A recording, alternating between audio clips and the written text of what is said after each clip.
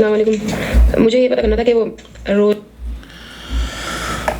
السلام علیکم. مجھے یہ پتہ کرنا تھا کہ وہ روزے کی حالت میں اگر ہم سیمپل نکلواتے ہیں اپنا بلڈ سیمپل تو روزہ ٹوٹ جاتا ہے یا نہیں؟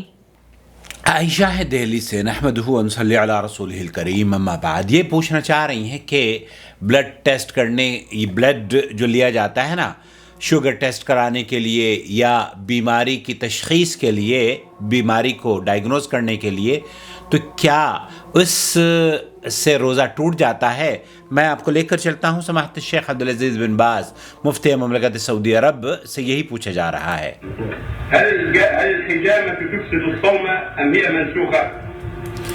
یہاں حجامہ کے بارے میں بات کی جا رہی ہے، لیکن یہ جو سوال ہے صاحب الدم للتحلیل، اس سلسلے میں جو ٹیسٹ کرائے جاتے ہیں بلڈ ٹیسٹ وغیرہ، اس کا روزے پر اثر پڑتا ہے یا نہیں؟ شیخ فرما رہے کذالک لا حرج فی صاحب الدم للتحلیل الصحیح انہ لا حرج فی. تو صحیح بات یہ ہے کہ اگر ٹیسٹ کرا لیا جائے شوگر کے لیے یا کسی مرض کی تشخیص کے لیے، خون کا ٹیسٹ کرایا جائے تو اس سے روزہ ٹوٹتا نہیں ہے. لا حرج فی. یہ لا شبہ بالحجامہ، تو یہ حجامے کی شکل بھی نہیں ہے اور اس سے روزہ نہیں ٹوٹتا.